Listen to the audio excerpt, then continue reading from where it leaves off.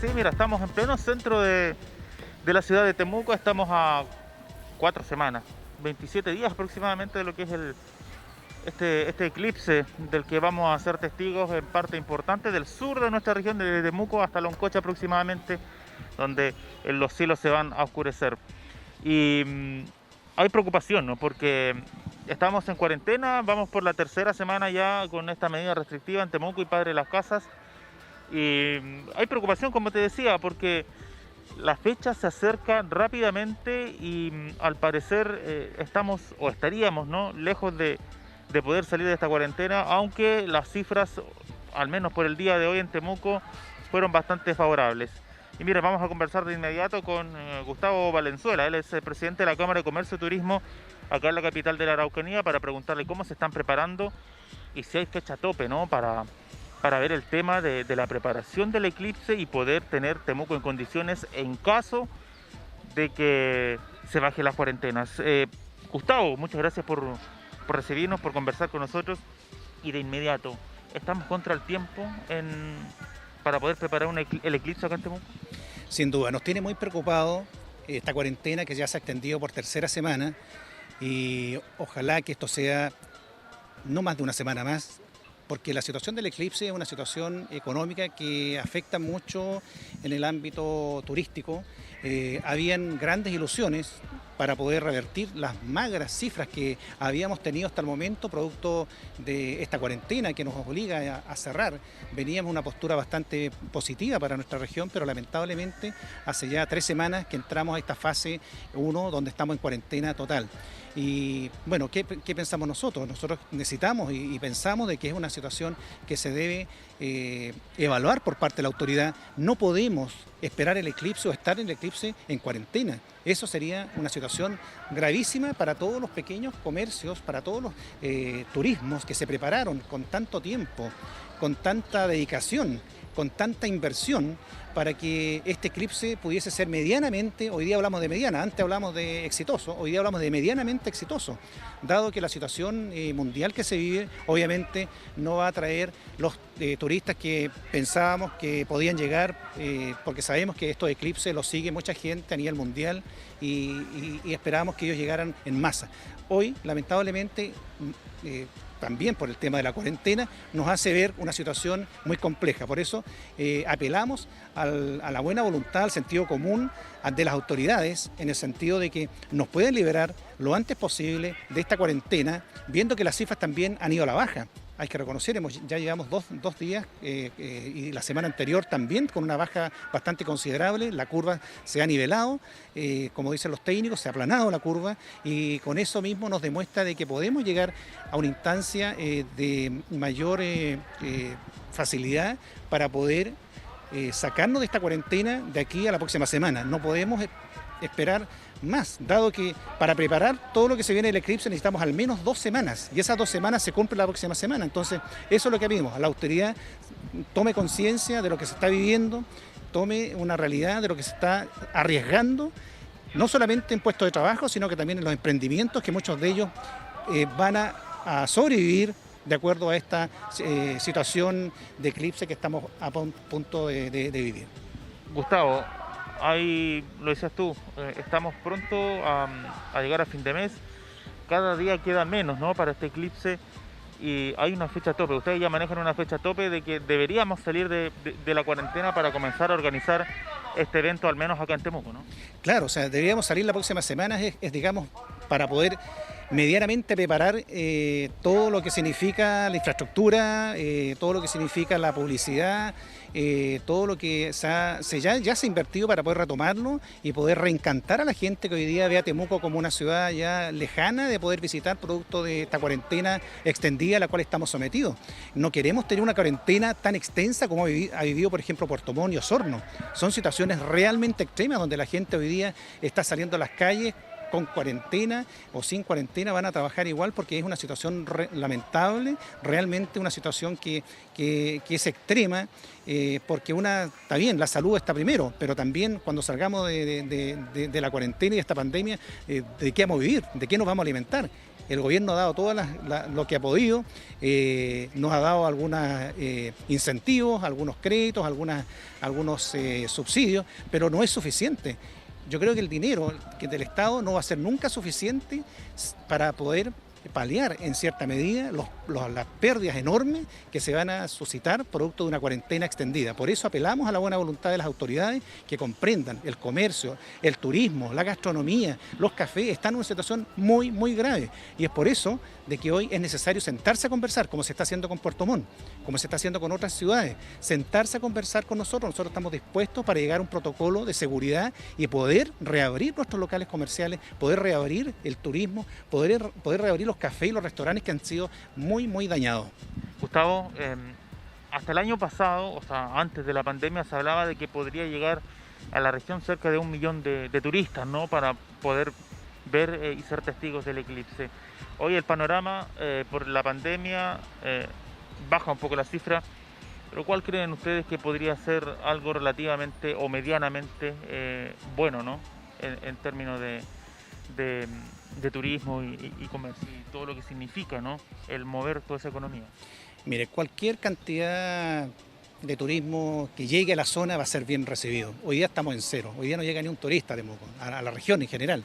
Por eso cualquier cantidad, cualquier cifra que llegue, hoy día lamentablemente cualquier perspectiva, cualquier estadística que se había manejado, hoy día lamentablemente no se puede ratificar, producto de que estando en esta situación que hoy nos concierne, estar encerrados, en cuarentenados, estar en una situación realmente compleja, estamos en foja cero en el fondo, es como cuando estamos en abril, cuando partimos con la cuarentena. Hoy, lamentablemente con esta situación no hay una cifra estimada, ya que todo depende de la voluntad, de la buena voluntad que puedan tener las autoridades de conversar y poder reabrir nuestra región para que puedan llegar los turistas. Lo que llegue sea bienvenido, sean 50.000, 100.000, lo que sea, va a ser bienvenido porque hay capacidad de sobra. O sea, ya nunca va a estar copada la región, producto de que siempre estuvimos preparados para 1 millón de personas. Hoy día estamos esperando, no sé, 100.000, 50.000, no sé, no sabemos exactamente, porque todo va a depender de cómo se abra esta cuarentena y en qué tiempo se abra. Si la vamos a abrir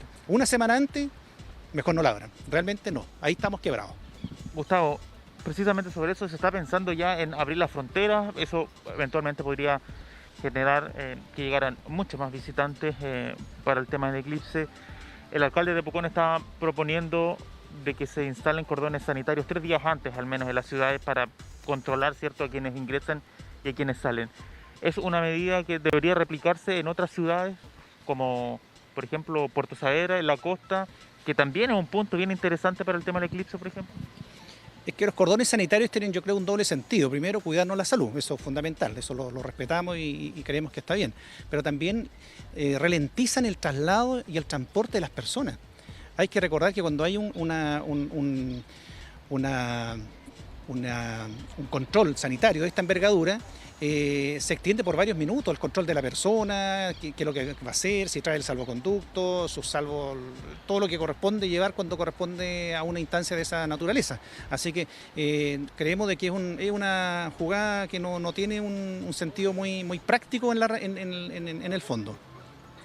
¿Cuál podría ser una alternativa para poder controlar, ¿no?, y evitar brotes, por ejemplo, también? Bueno, yo creo que la entrada a la región podría ser controlada, el aeropuerto, por ejemplo, es una zona que tenemos un control bastante natural ahí y al entrar a la región lo mismo. Yo creo que hay formas de poder dar, lo que tenemos que hacer si se abre la región es dar primero una gran cantidad de facilidades para que la gente pueda llegar a su destino. No podemos estarlos deteniendo en cada frontera de las comunas, por ejemplo. Eso sería nefasto porque al final la gente se va a aburrir, se va a ir y se va a quedar o donde está y al final va a ser un caos, como ocurrió, acuérdense que sin cuarentena el año pasado cuando hubo el eclipse en el norte, sin cuarentena hubo unos tremendos tacos y atochamientos vehiculares que no se podían prácticamente transitar en esa zona. Imagínense si tuviéramos un cordón sanitario al entrar a Puerto Saavedra, sería tremendo. Si entrara en otros lugares va a ser lo mismo. Entonces por eso hay que buscar medidas. Yo creo que la autoridad es muy sabia en ese sentido y podrá controlar de otra forma, de otra medida, porque hay comunas y regiones que no están en cuarentena y a esas personas a lo mejor se les puede dar un libre tránsito para poder llegar a nuestra región. Ahí está, Miguel Ángel, complejo el escenario porque, como nos decía Gustavo, se está contra el tiempo para poder preparar y tener en condiciones, al menos en de un eclipse que hasta antes era el evento en nuestra región. Sí, claro, efectivamente la situación es... Cristian, ¿podría saber una cuantificación hasta el momento de las pérdidas que tiene el comercio local producto de estas cuarentenas que ya están de 9 meses y que en definitiva significa que la gente no puede hacer su vida normal y poder comprar y estar respaldando lo que es el comercio local? Sí, vamos a preguntarle de inmediato a Gustavo. Pregunta Miguel Ángel, Gustavo, desde el estudio, si se ha cuantificado la pérdida en el sector del comercio, del turismo, en medio también, ¿cierto?, de esta segunda cuarentena acá en Temuco. Bueno, la pérdida más importante, yo creo, no podemos cuantificarla en dinero aún porque tenemos que pasar esta etapa en que estamos, pero sí, la más importante es la pérdida de puestos de trabajo. Hoy día se han perdido en la región más de 120.000 puestos de trabajo y eso es los que hoy día, en cuarentena, pueden aumentarse perfectamente en un 20, un 30% más. Así que es el gran riesgo que corre hoy día la región, aparte obviamente de esta posibilidad de muchos comercios que tengan que cerrar, dadas las circunstancias de no tener ventas y también de los compromisos adquiridos. Hay créditos, hay que pagar arriendos, hay que pagar los compromisos de las leyes sociales, porque si bien la AFC cumple con el pago en un porcentaje del sueldo de los trabajadores, pero también hay que recordar que las leyes sociales siguen por cuenta del empleador. Ahí está, Miguel Ángel. Aún no se puede cuantificar. Solo se sabe de que hay 120.000 personas que han quedado sin trabajo acá en nuestra región de la Araucanía. Cristian, lo último. Hoy comienza la discusión en el Senado respecto de la posibilidad de un segundo 10% de retiro de nuestros fondos de pensiones. ¿Qué impacto piensa él que puede tener a fin de año precisamente para reactivar el comercio este aporte en dinero? Gustavo, está en discusión el tema del segundo retiro del 10%. ¿Esto, cómo lo ven ustedes, en una proyección, beneficiaría este comercio, ¿no? Pensando también que se acerca la Navidad, Año Nuevo, son fechas donde el sector se mueve bastante. Sí, bueno, el retiro inicial del 10% que hubo en agosto, sin duda ayudó mucho al comercio, ayudó mucho a las ventas presenciales en el comercio minorista sobre todo, y eso llevó a que tuviéramos cifras relativamente positivas.